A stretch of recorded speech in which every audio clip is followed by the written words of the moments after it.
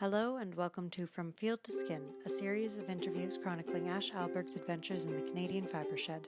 Our 12th episode features Andrea from Renard et Fleur and was recorded in May 2019 via FaceTime between Treaty 1 territory in Manitoba and unceded traditional lands of St. Lawrence Iroquois, Mohawk, Huron-Wendat, and Haudenosaunee nations. You can find Andrea online on Instagram and Etsy as Fox Print Fibers. For more, follow at From Field to Skin on Instagram or visit fromfieldtoskin.com. You have had to recently change your business name from Fox Print Fibers to now. Partially my choice, but I mean, there is an Office de la Langue Francaise. It's for the protection of the French language. Right. So English names technically should be French instead. So when I officially registered my business, then I could have trademarked it, but what I did instead is I did change it to a French name. Right. So it's Renard et Fleur. So it used to be Fox Print Fibers, which I still am on Instagram. But I also liked making that transition into the label, my label being that now, because now I can sort of change my goal to focusing on Canadian fibers, whereas before, I had some imported fibers, and but now I want to specifically look at Canadian fibers. Cool. And Canadian milled, Amazing. So location-wise, I guess for you, for the most part, also you have like a beautiful range of bases, which I haven't found from other natural dyers. Yeah. So is a lot of it milled in Ontario, or are there mills in Quebec?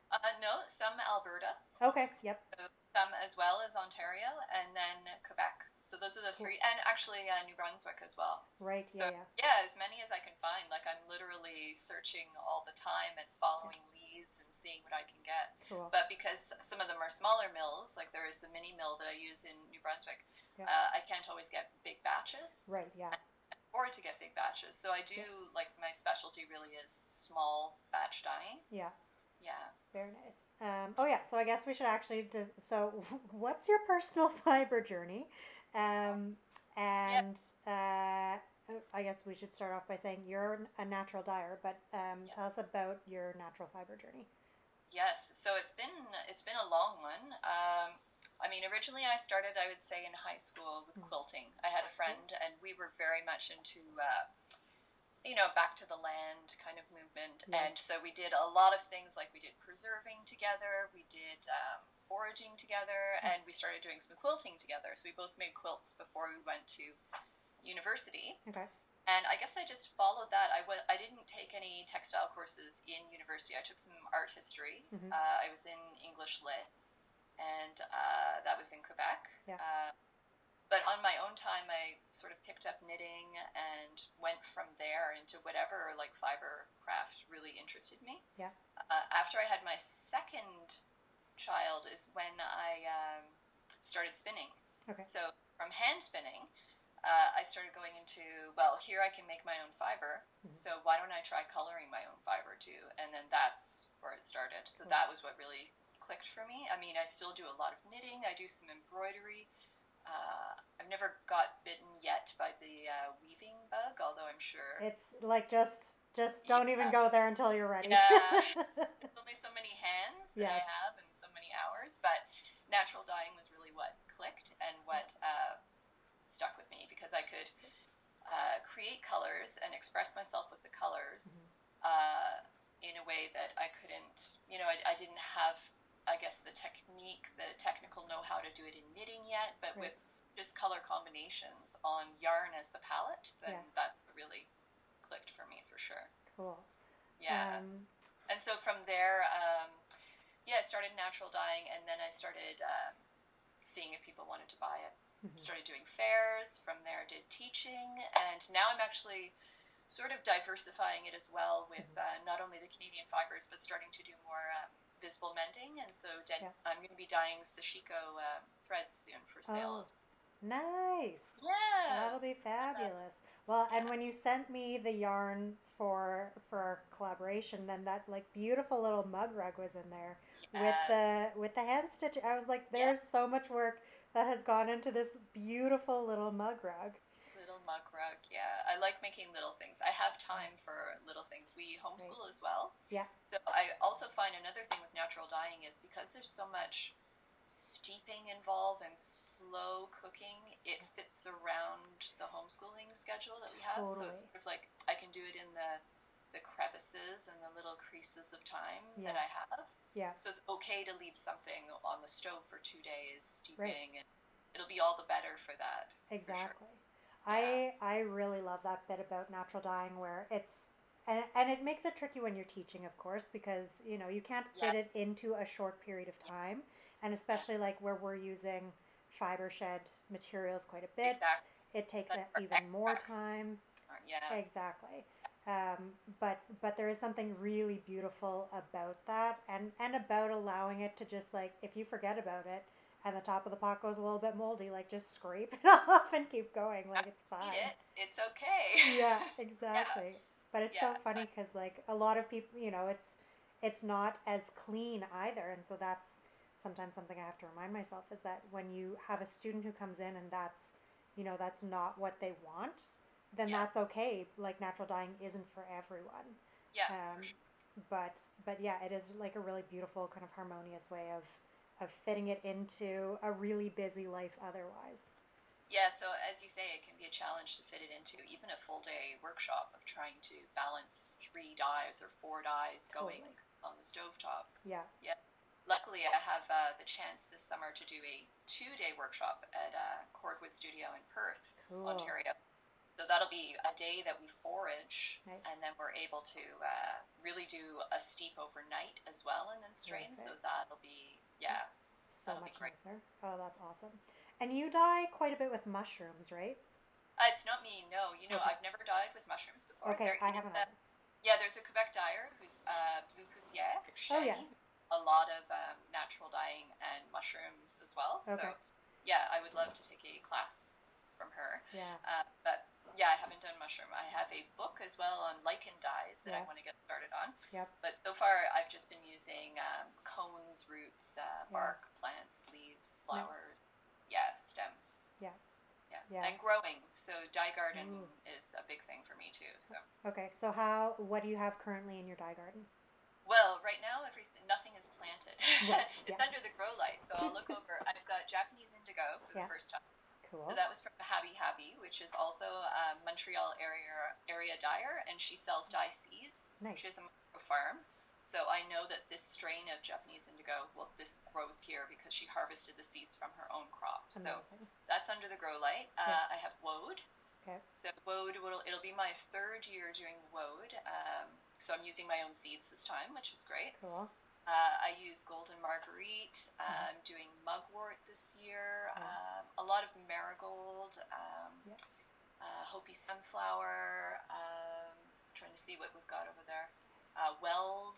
It's Yes. a lot of yellows. A Yeah. lot of yellow oranges. Totally a lot of yellows and oranges in our fiber shed Yeah. as well. But the thing that I really love about it is that if you're just talking about like, oh yeah, we make yellows, then it doesn't sound Yeah. exciting. But when you actually lay them all out, there's such a range Yeah. of It is.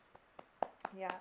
Sorry, Willow Yeah. just And it randomly turned Oh, away. no worries. It's a range that you can't even always see over the screen either. Like Yeah, I'll do an Instagram post and I'll have these 3 yellows, and it's just not true to life. It's not yeah, what you have in front of you. You know? yeah. It's so tricky too, and just like capturing all of the nuances and these like tiny little shifts in the color on camera and on screen is just so tricky. And then And then yet, even after you've actually made something out of the yarn too, it looks different. And then because you've got the 3D shape to it, you've got the drape. And, exactly, yeah.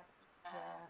That's so funny. I'm really hoping I've actually got it here beside me. I'm just finishing it off, but like even this, I mean, this lighting is terrible for it, but yeah. just it's the perfect like grayish light blush pink, and I just Yeah. am absolutely in love with it and so excited for these socks because they're already That so one's the cozy. avocado.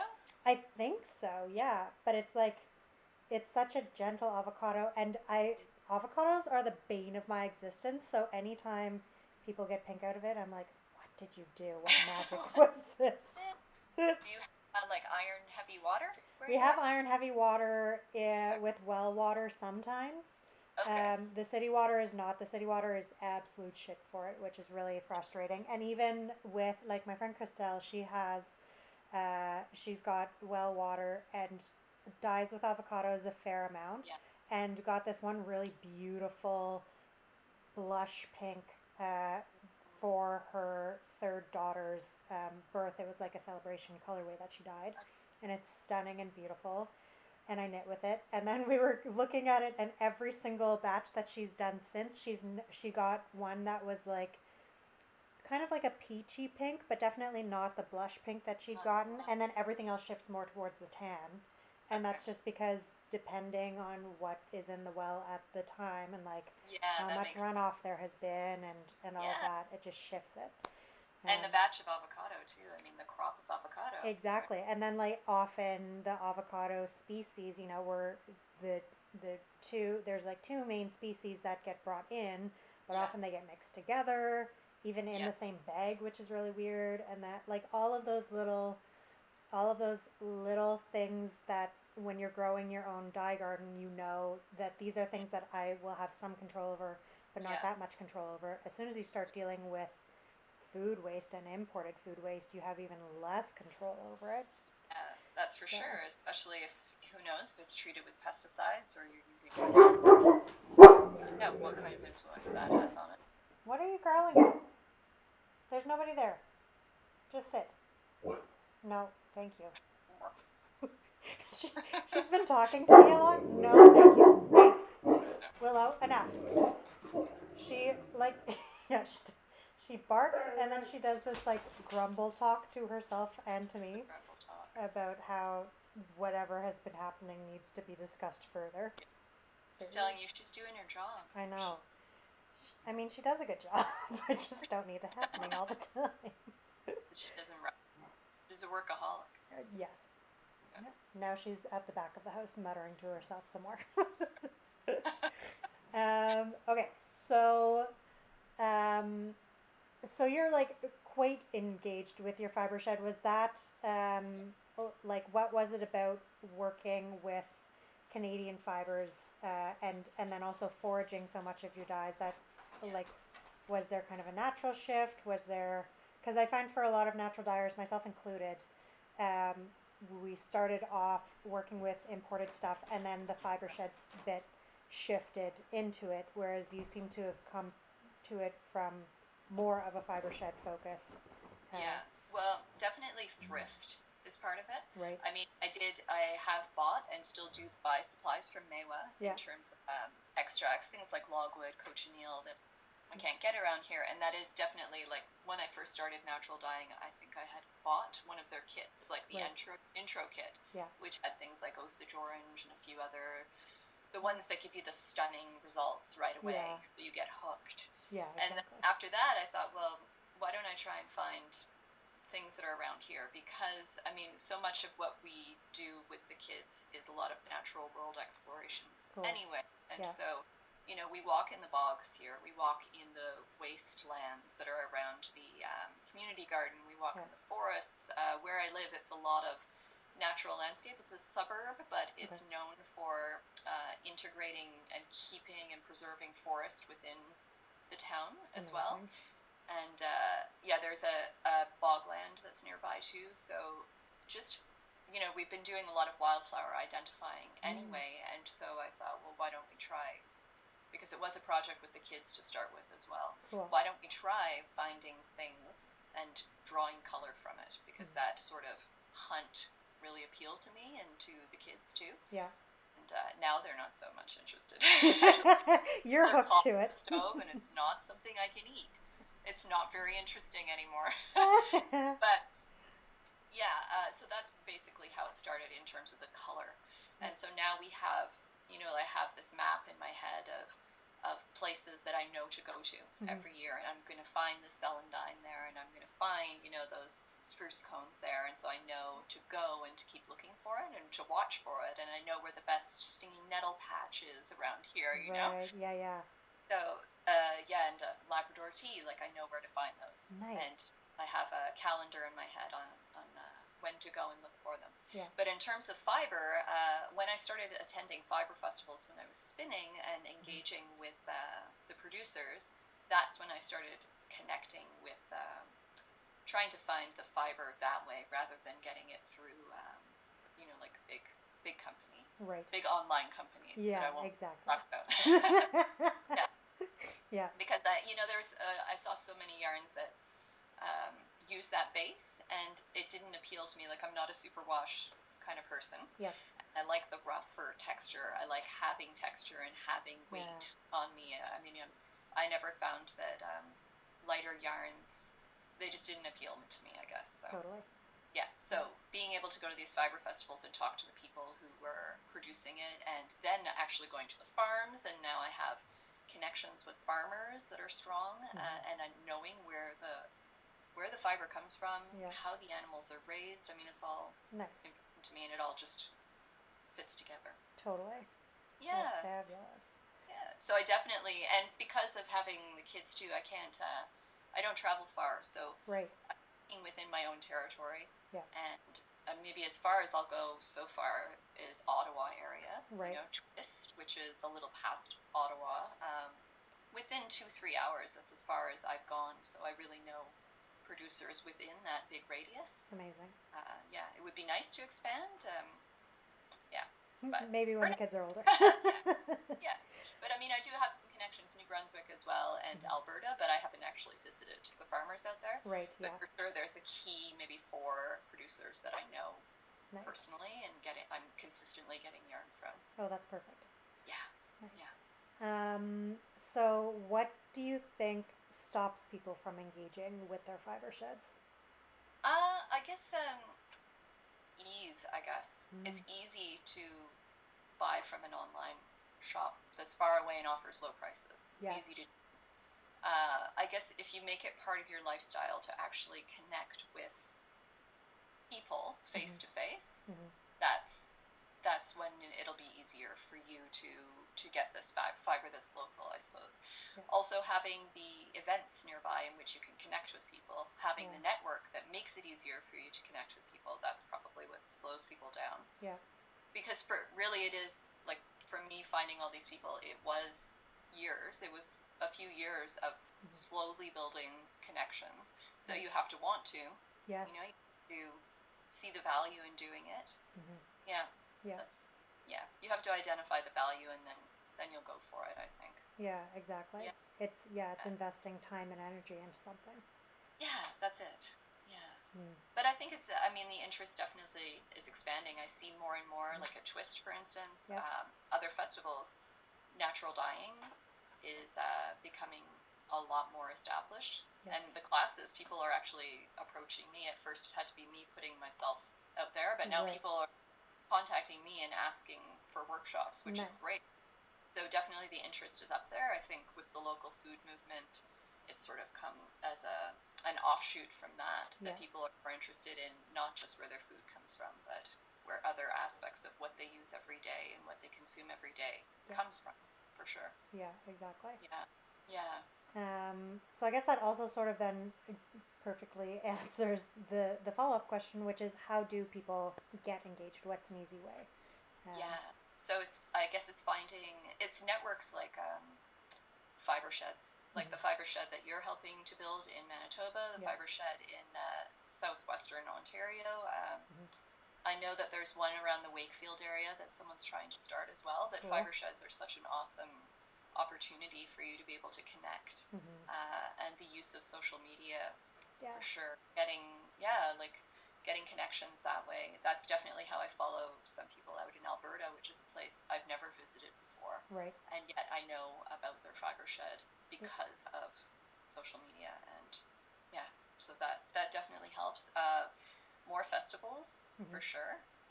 Festivals that come out of festivals.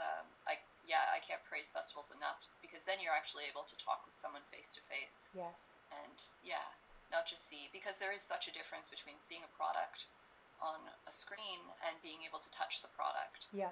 And see the vegetable matter in it. Exactly. And touch the label and read the label and see the person who spent all this time putting this product together for you. Totally. It's such a funny one. Like I've talked to, especially farmers I've been chatting with recently, but I think it's also similar for us with natural dyeing on fiber shed yarns. People Hmm. are attracted to the really bright colors, but then they're Yes. not necessarily attracted to the more pastel shades. Also because, like we said, you can't capture the nuances of the shades so well on screen. So that's definitely part of it. Um, but being able to actually touch the fibers and see them and hold them and Yes. and feel the drape and all of those things, or like see a sample actually in real life and be able to like feel what does that fabric become. Hmm. A lot of the farmers I know are like, it's when people come to the farm, we have no problem moving the product because then they're able to see it, they're able to touch it at Yeah. festivals, they talk to us, they ask questions. We have no problem moving stuff in person, but as soon as it shifts to online, it's so much more work. Yes. And Uh, and I don't know that there's really a way around that at this point, because there's still so much education that needs to be done. yeah. But yeah, it's definitely a challenge kind of across the board when we're Oh, not working yeah. with those commercially viable yarns. Yeah, that's it. And hard, like, I can't even imagine how hard it would be for a farmer, but hard for me as well as the dyer to have to put time into, like, actually building an online presence Yep, when there's so much time you have to spend with the actual creation of the product itself. exactly. So, And yeah, then like learning how to be really good at photography when maybe that was not something you ever wanted to really get into. exactly right. Yeah, and, market yourself. I mean, it's much easier to market yourself in person Yes. and to be able to engage with someone in person than to do it through text and to be competing with, very large yarn companies with marketing board like staff and Yeah, yeah, totally. yeah, Yeah, yeah, it's definitely an interesting one.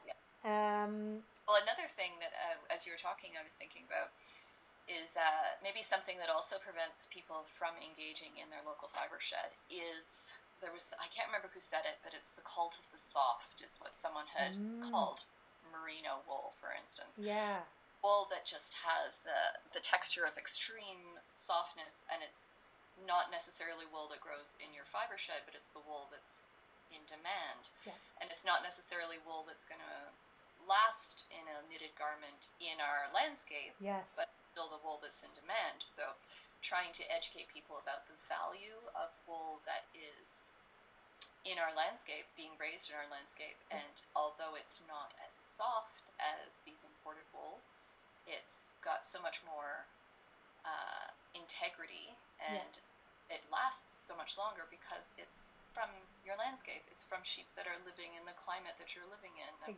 yeah, exactly. so I think getting people more interested in the texture of local wools too. And understanding like I mean, breeds are part of it, but then just generally understanding the different qualities of what they're looking for. Like Yeah, what is the project that you actually want to make this for? And yeah, part of that is also then having a little bit more mindful consumption that when you go and you're purchasing yarn, you're thinking, and not just, oh, I want this yarn because it's pretty, but like, what if I don't have a specific project in mind? What am I likely to knit with it? Like, do yeah, I knit a lot of socks? Okay, so I want something that's more durable. Do I knit a lot of sweaters? Okay, are those sweaters next to my skin? No, then maybe I want something that's going to be a little bit more dense of a fabric and will have better properties of repelling the elements and keeping yes, my body warm. Or I am outside all the time and I need a hat that's going to block the wind. Okay, then you don't want something that's super soft because the wind's going to go straight through it. Like, yeah. That's it exactly. yeah, And some of these wools have a natural ability to even not repel water, but keep the water off because of the lanolin that's on the wool. And exactly. yeah, yeah, and that's something to be valued Yes, for yeah. sure. Well, it's like when I lived in Nova Scotia, I actually I engaged with my fiber shed without really realizing it, Okay. and I was living in Halifax for a number of years, and at the farmers market, one of Mm-hmm. the like mainstay folks were Lismore Sheep Farm, and I'm pretty sure that they get their stuff spun at McCausland's, but it was like meat sheep. I'm pretty sure. Okay. Very rough wool, but it was also quite affordable. And so for me as a beginner knitter, I was like, okay, cool. I'll just like go to the farmer's market, Yeah. get some yarn. They dyed it with crazy colors. So at that point, I was like, yay, this is great. Had a very different color palette at that point in my life. Yeah. And like, a couple of years later, when I was getting more into knitting, but not necessarily more into understanding fiber, I Hmm. realized like, oh, this stuff is really scratchy. But now, as I'm shifting back into understanding the qualities of my fiber, I'm like, yeah, there was a reason that I liked wearing this when I was living in Nova Scotia, Yeah. and it was so damp all the time, and I Yeah. was covered in layers and layers so that my body would retain some heat. Yeah. Like if you're out on the ocean, you don't want merino. you want and No. or like maybe you want merino, but maybe not merino that has been processed to the point where it has lost Yeah. all of its original qualities. Yeah. Or you want merino in your underwear, Yeah. but you don't want it in your outerwear. Yeah, exactly. Yeah. Exactly. Like the sea spray needs some sort of a barrier. Yeah. That's yeah. it. Yeah. I don't think Ganseys were knit out of merino. I'm Probably thinking. No, not. I'm It's thinking. so funny though, because it is just an ongoing process of learning more and more about stuff. So like the so the socks that I'm knitting this out of, it's I believe a French breed and then mohair. Yeah. I have let me see. So that's from my friend Isabel. So she's Belle Bouclette. Yep. She's in Van Cleek Hill, which is actually on the Ontario side, Yep. and she raises mohair there.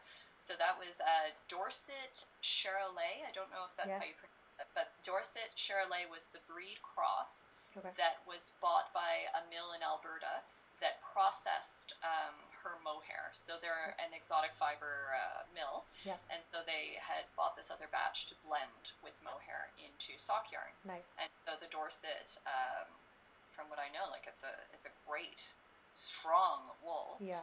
So then with the mohair, it's a beautiful blend for socks because mohair is sleek. It's like a natural nylon alternative. Yep. It's even antibacterial because the scales are quite small, and so Yeah. there's less of a spot for bacteria to hide in.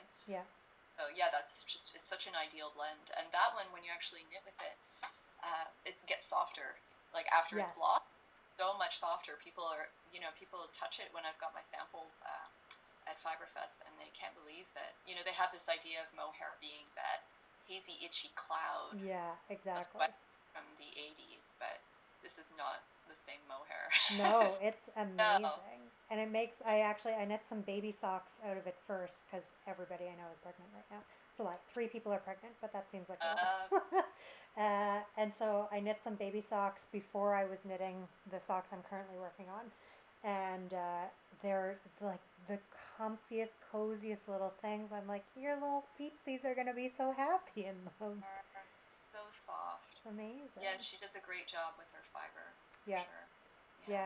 Yeah. And so like for you when you're sourcing things and making these connections with people, are you able to just say like I want this amount, or I'm going to come out and I'm going to check your fleeces and I'll purchase these fleeces from you, or like how does that work on your end? I've never bought fleeces in order to bring to a mill. I would love to do that. Like just watching your adventure with that, I It's would quite love fun. to be able to do that and find a mill local that I can do that at. Yeah. Because I'm sort of in between where mills are for sure. There's one east of me a few hours, west of me a few hours. So Yeah. It's like yeah, not an easy thing to do. no, Yeah. no.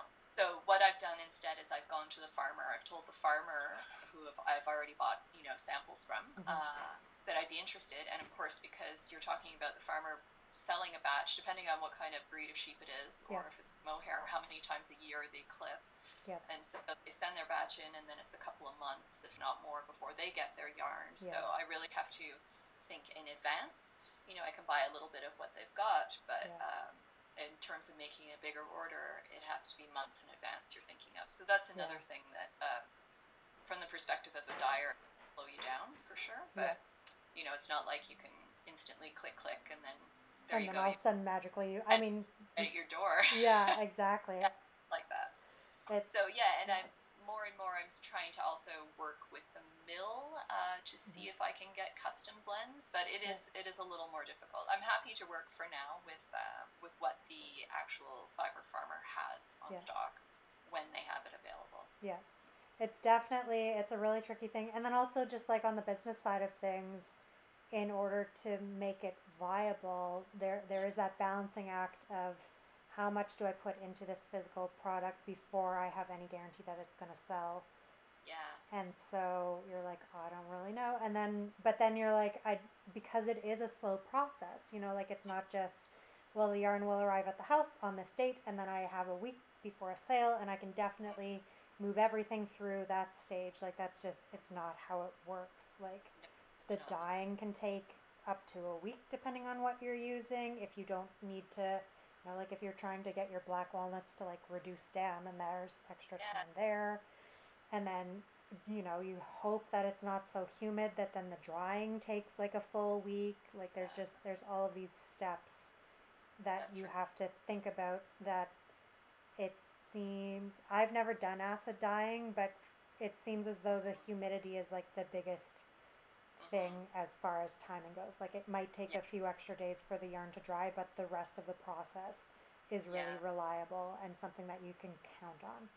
Yeah, that's for sure. Yeah, I think that can slow down a natural dyer in terms of getting a market, because if you're the kind of natural dyer who doesn't use exclusively extracts, you can't reproduce. It's not in your business to reproduce colorways, and so it can be hard to partner, I think, with a design. Certain designers, not at all, but other designers to partner with a designer who would understand that what you're offering them is not something that is going to be reproducible. Exactly. Maybe bones can be reproducible in a way, but not a colorway. It's not going to be reproducible because so many factors go into what produces the color at that day that you dyed it, that season, the yarn you used, what happened to because it's a natural yarn too. It's not a consistent yarn. So there's so many factors that go into it. So being able to find a designer to partner with who does understand that, like you, that's great. But I think that can definitely slow down, perhaps even right now, slow down the popularity of it, because people sometimes they want to be able to recreate exactly the thing. Beautiful patterns that are out there. They want to exactly recreate it, and that's fine. But I think there's adventure in being able to take these colors and know that they are unique, and what you're going to create from it is completely unique. So you have to maybe go a little extra mile in your color pairing and your research and your matching, but what you're going to make, no one else is going to have. Exactly. Ever, exactly. I have always been confused about people wanting to make exactly something that either whether it's knitting or sewing. Like I remember one time doing a sewing class when I lived in London, and we were sewing a skirt, and it was a shop that was hosting it. And so, you go upstairs and you buy your fabric, and then you come downstairs and you sew. And I was sewing, and this woman sitting beside me is like, oh, I really like the colors that you chose. Haha, would you think it's weird if I got the same ones? And I have no poker face at all.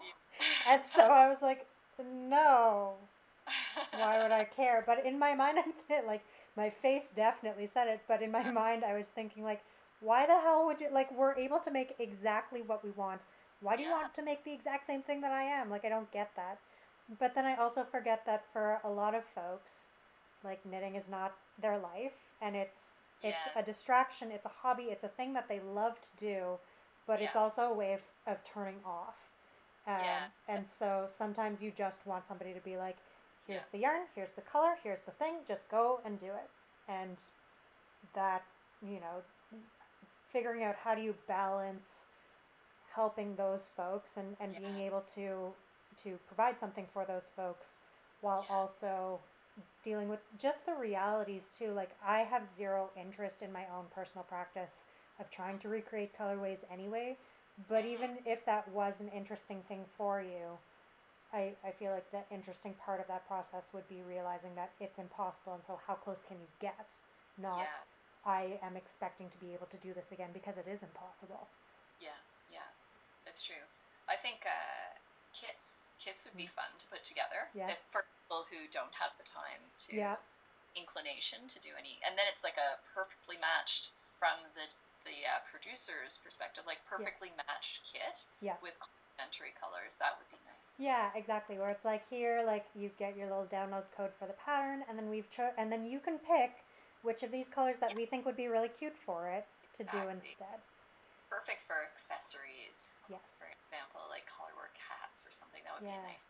But Yeah, yeah, exactly. yeah, I think there's ways around it. There's ways to help people who don't who don't have the time or inclination to be spending, a lot of research time matching colors. But for a lot Yeah. of people, it is a feverish occupation to be able to do that. And yeah, like I know people who will spend a long time matching colors up to do a colorwork sweater Wow. because they want to make one that's their own. Yes. Yeah. Yeah, exactly. All the better with natural dyes because then you've got one. And especially if it comes from your own landscape, then one. Yeah, it's so beautiful. And Yeah. then, yeah, I mean, you know that you're going to have. The nice thing about natural dyes is that nothing ever clashes. Like, you might not like a Yeah. color combination, but it's not Yeah. because the colors themselves are clashing. You just don't like the Yeah. color combo. That's true. Like I find when I put together my display for fiber festivals, Yeah.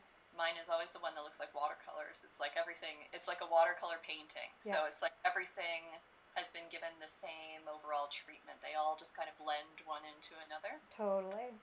Yeah. Yeah. Yeah. It It's makes it a nice. lot easier when you're doing displays too, because you're like, I don't have to worry about having two colors next to each other that Yeah. are going to Yeah. look Yeah. terrible. Nothing's gonna clash. No. So funny. But I also find a way as a natural dyer to help people is to offer the color work feature, like say a yoke sweater, you're offering the colors for the yoke with to be paired with something like a more generic yarn in the basic natural color.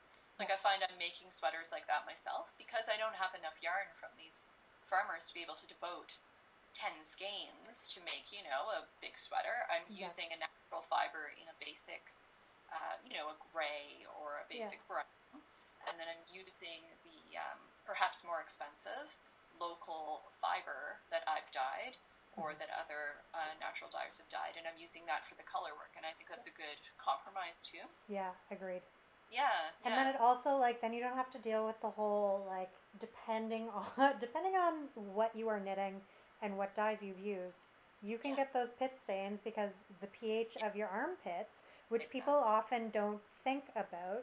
Yeah, And so whenever I'm teaching my students and especially when I'm doing sweater classes, I'm like, okay, yeah, keep in mind that like yeah, what we are working with and what you're dyeing, whatever you decide to knit, like if you knit a tighter sweater, you yeah, will have pit stains yeah, and it sure. is just gonna happen and Yeah, like you have to be okay with it or choose something else like the color work idea of you do a yeah, yoke or you do the bottom and then yeah, you use a natural sheep shade for yeah, the rest of it so that that particular portion doesn't yeah, shift. yeah. That makes sense. It does, and that also means you can. It would be a nice pairing with actually going to your fiber farmer, Mm-hmm. getting like the basic natural shades, like Twin Yeah. Oaks, for instance. I have Yes. some of her yarn. Nice. Getting like a natural shade you can do the body of the sweater with, then finding your local natural dyer Yeah.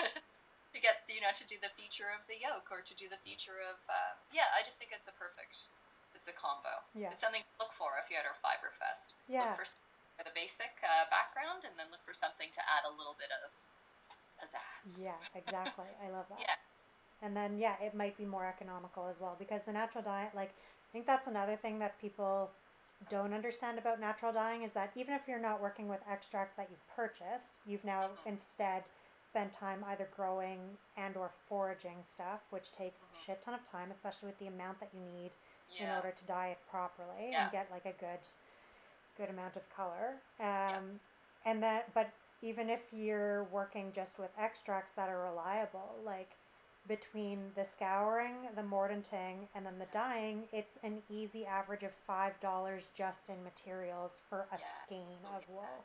for sure. Um, and so, which is like, as far as I'm aware, that's not the case with acid dyeing. It's a lot easier to do it in like under $1. And I'm like, Yeah. it's a pretty massive difference. So, Mm-hmm. and never mind labor, never mind, Mm-hmm. paying farmers fair prices for their products. Yeah. Um, and so natural dyed yarns often are a fair amount more expensive, but Yeah. there's a reason for it, and realistically, it's like not really following the formula because at this point the market won't really support that anyway. Yeah. Like if you were It's to actually charge with the kind of formula that other dyers charge, we would never sell anything. it's And like with from hand spinning perspective too. I mean, yes, someone hand spinner, if they were to actually sell their skeins, I mean, you're not going to make any money off of and have someone buy it. yeah, Maybe off a single unique skein, but for enough for something for a garment, I mean, yeah. yeah, Even you're if never. you're a speedy spinner, and then the thing is like if you're more efficient at it, usually means that it's because you're better at it. You've honed your skills. You've Yeah, been so doing you, it for an extended period, and so you should be paid more per hour based on like the yeah, usual capitalist model. Um, but that's not going to happen. So then you're no, getting paid like $2 an hour for your time, which is right. ridiculous. And especially as you want to, as someone who has a connection with a fiber farmer, Mm-hmm. you're not paying like a wholesale rate to buy this yarn. You're Yeah, actually, you're buying it maybe a little less than what they retail, maybe because you're buying a certain amount, yeah, but you still want to be able to support the fiber farmer as well and not exactly. like, you're not in it to rip them off and make a buck, you Yeah, know? So you're buying something at a rate that is a lot more than the basic yarn bases that a lot of acid dyeing is yes, put. So already your base cost is very high, yeah. and then labor goes on top of that. So Yeah. And even yeah, just try like I didn't understand when I started actually Anna's been spinning some sock yarns for me yeah, and like so there's the sock yarns that came from my mishaps with the fleece auction, which I'm not allowed, putting a yeah. limit on myself, no fleece auctions. Okay. I'm not allowed to do them. But we've been spinning some sock bases so that I can be dyeing them, Okay. and they're going to end up being the same price as my fleece auction ones, Yeah, and that's still not actually enough yeah, for what they should be priced at, and I'm just going to have to figure out ways of kind of juggling it a little bit better. yeah. um, but the just the cost of the wool per Mhm, gram mhm. is like she's giving me a like a bit of a lower price for it just because of how many we're doing, but the base cost itself is like they're before you're dealing with like taxes and things, and the fact that I live close enough that I can go and grab Okay. it from her, or when she comes into the city with for homeschooling, Yeah, then yeah, she can drop it off. um, yeah, I don't have to even worry about shipping on top of that, but it's like $14 or $15 a skein that you're then yeah, going to dye on top of, and then yeah, you need like I wholesale, so I need to make sure that my wholesale partners are I'm still going to make at least some profit on top of that. yeah, um, and but you people who don't understand the kind of the background of all of that, and they don't need to, like mhm, it's not somebody's business to understand all the little yeah, intricacies of your own business, yeah, but within the industry itself, when people are challenging your price, and it's like, well, here's the way that all of this pans out, and yeah, that all the way along the way, like the farmers right now are not getting paid enough for their wool, mhm, even when it's mills that are paying them like double what the co-op will pay them. It's still not enough for the amount of work that they're doing with their sheep, mhm. and then the mills are barely covering their costs, and then you're trying to pay them, but then like you're barely covering your own Yeah, costs, and it's just like this trickle effect yeah, of everybody just barely scraping by, and then the end consumer being like, I don't know that I can pay that much. yeah, yeah. I see that. So So that's where I say I think education helps in the fact of perhaps I'm shooting myself in the foot saying this, but natural dyers like us teaching classes and teaching people how to do it themselves yeah, or encouraging people to. I mean, I'm self-taught basically. I yeah, think I took one class, like one workshop, but it's just all from reading, it's from experimenting, it's from trying. yeah, So that way you can get a connection straight with the farmer, yeah, and you can do it yourself. You yes, can give yourself the permission to do that and to make mistakes, yep, but know that you can die over things too. It's okay. Like you could, exactly, yeah, like just start trying. Start trying with less expensive wool first, and yeah, then make these connections with farmers and dye that. Like that's Yep. where I think that education on the part of our level, Yes.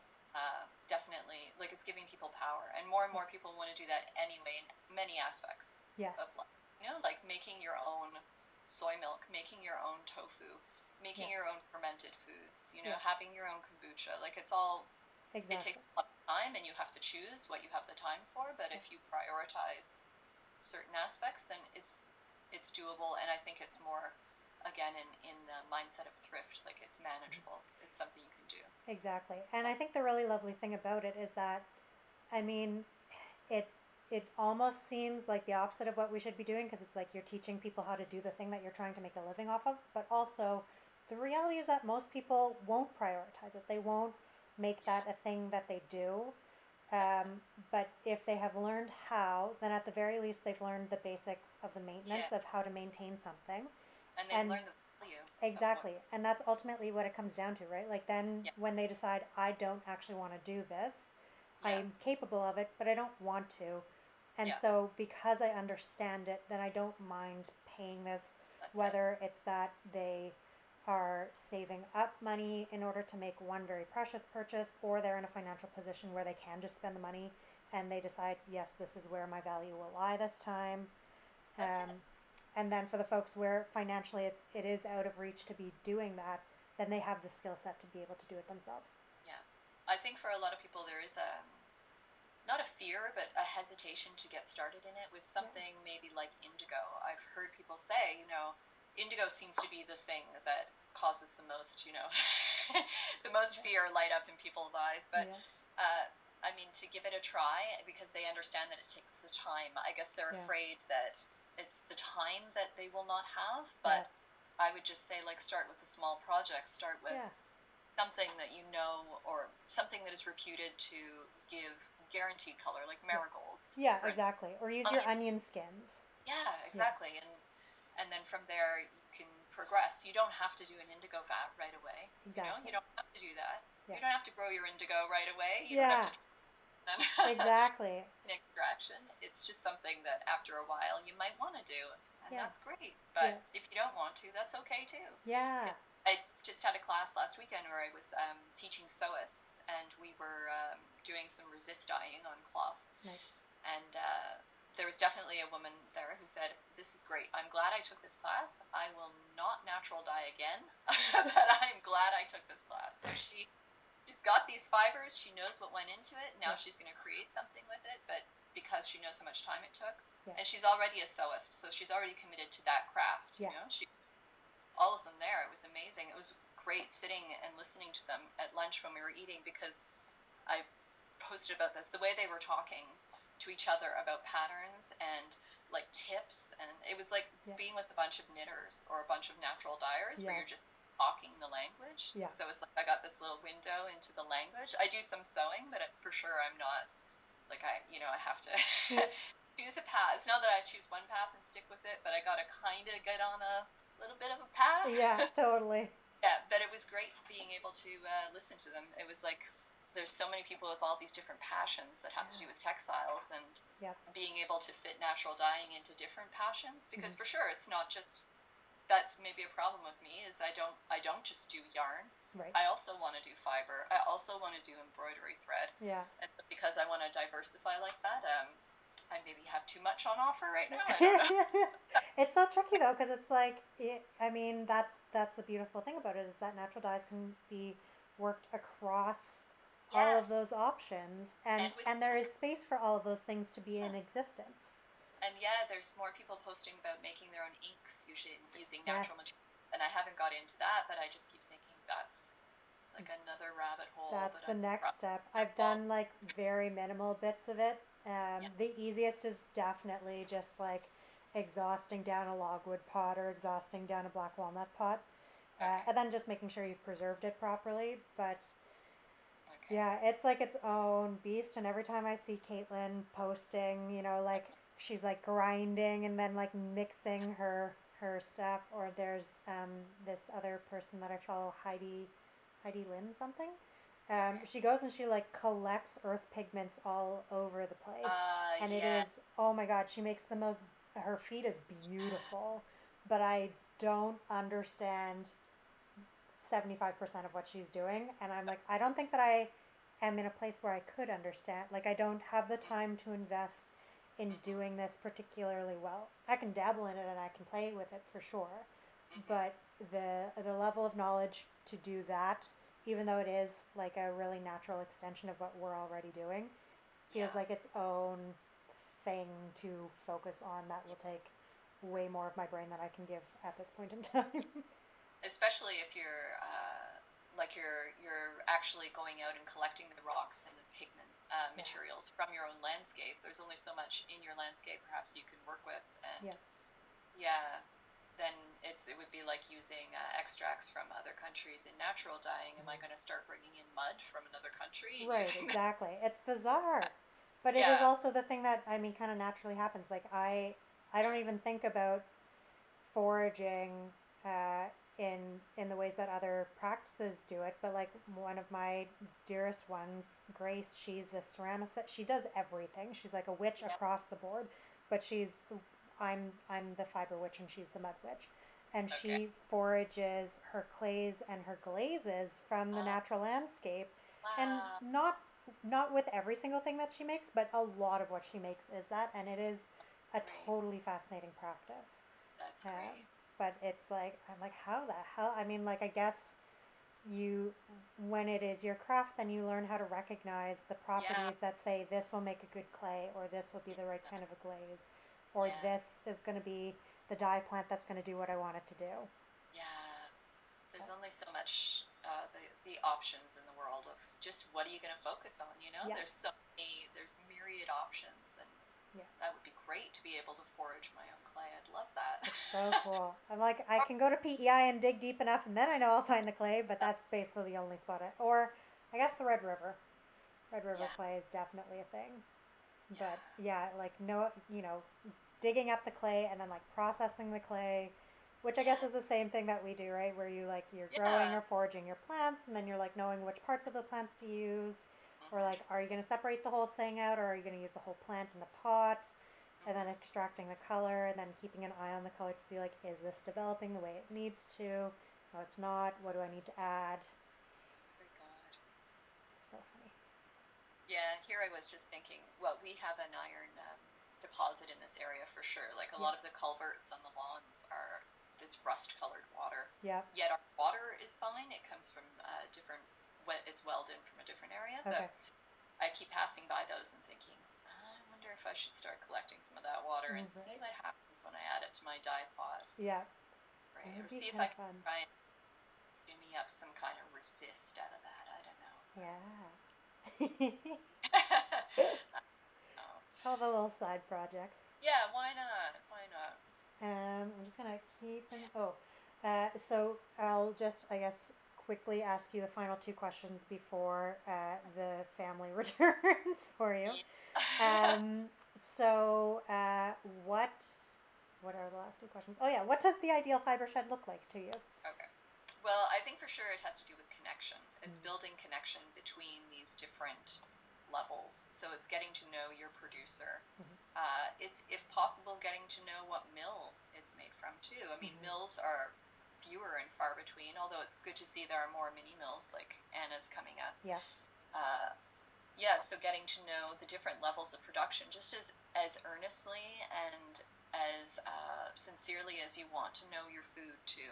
Getting to know about where your clothes are coming from is so important. And not just with wool. I mean, you posted recently about linen as well, and about flax production in Canada. It's just this year recently. I had met Taproot Fiber Lab a few years ago when they were at Twist, so I was able to talk to them back then.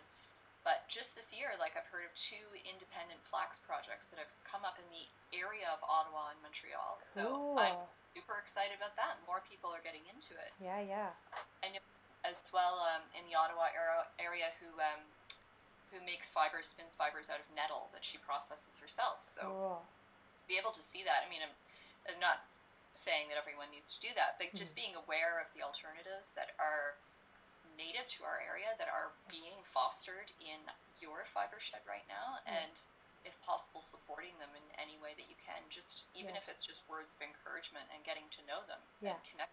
I think that's important.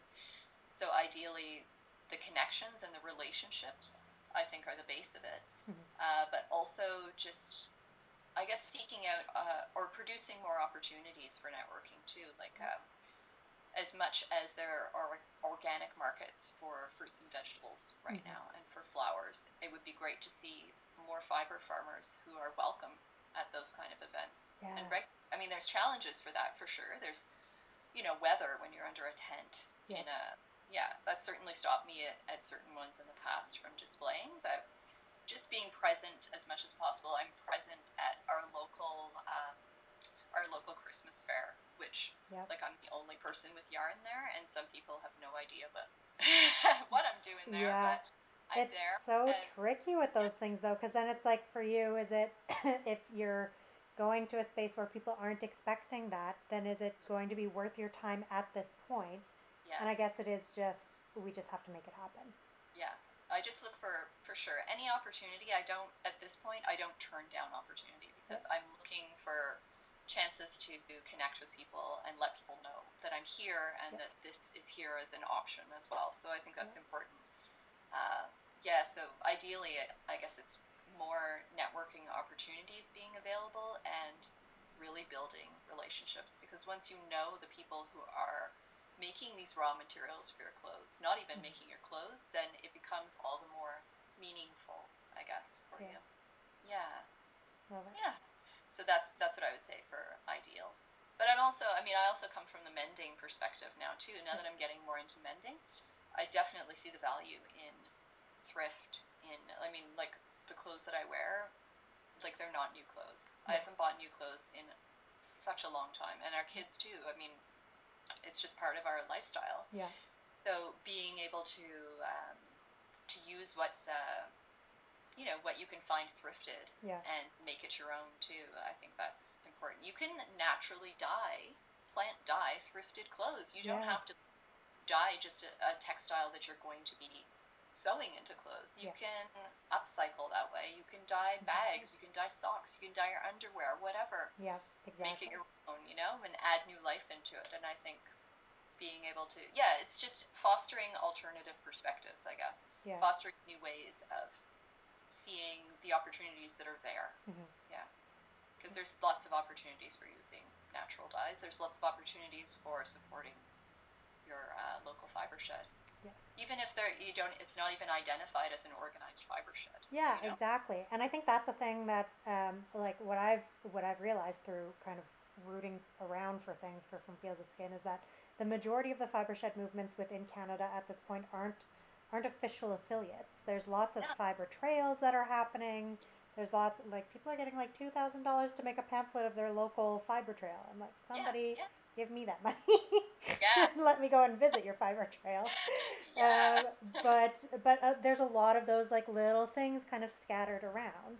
And it's just a matter of knowing that they're there, and then also of people, mentioning it, being like, I'm part of this group, or I'm having these conversations with these other folks who live in the same area. Just like networking. For sure. It's sometimes you have to go in through a back door to find it. Like maybe you connect with a local weavers and spinners group, or even a quilting group, or something like that, where it is some way even just a farmers group. Maybe someone from within your farmers market knows of someone who also keeps sheep, or that kind of, It's being open to, got your ears open. Your ears are listening for any little hints, I guess. Yeah, exactly. Yeah. Cool. So what is next for you at this point? There's definitely more teaching. Like I have really picked up in that, and not at my own house anymore. Which is nice. Travel around. No need to clean the floors before everyone comes. Now I can, and having other organizations connect with me and organize everything themselves except for what I'm actually teaching is so nice. Because I don't have to sell myself that way, and I can concentrate more on the craft and the practice. and what I'm going to be doing in the class. So definitely more teaching. So Yeah. I have several workshops over the summer and now going into the fall. This one with the sewist group in Ottawa that I just did has now opened up more sewist groups that have saw that, and so now they're like, well, can we do that too? So that's great. Perfect. Yeah, so that's for me. I definitely have more festivals. I really enjoy festivals over online selling because although I'm not, it's unfortunate that maybe someone out west doesn't have as much access to my yarns. Like, I honestly, 1/100th of the yarn that I actually sell is maybe on my site. Yeah. Like maybe 1/100th, maybe 1/200th. Yeah. I have like there are shelves behind me that are filled with yarn that are not listed because I don't have time to take the pictures and list them. Yeah. Yeah, so that's why I value fiber festivals and the people who put fiber festivals together, because then, yeah, the time that they are able to devote to that too is just, I'm so grateful for that, because there's all these people who come who have one thing in mind, and that's buying fiber. Yes. And meeting the people who produce the fiber, and so that there's so much value in that. Yeah. So that's, I'm focusing on doing a lot of festivals, as many as I can, rather than the online sales. Cool. Yeah, so there's that, and then there's also the mending. So doing the starting to do the sashiko and the boro patchwork. I mean, that is something that I've been doing for a while, and so now I'm able to use these scraps that I have from my other textile projects. Yeah. And be able to put them to good use. So nice. Yeah. Oh, that's perfect. Yeah. So that's the future right now. Cool. Perfect. Yeah. Well, thank you very much for this. Oh, you're welcome. Thank you for contacting me about it. So excited to see the socks. Yeah.